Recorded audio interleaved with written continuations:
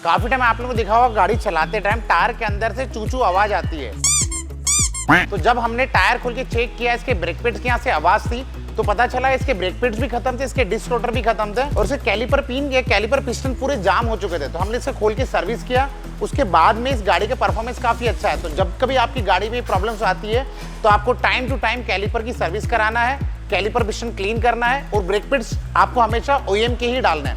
Thank you. Safe drive and safe life.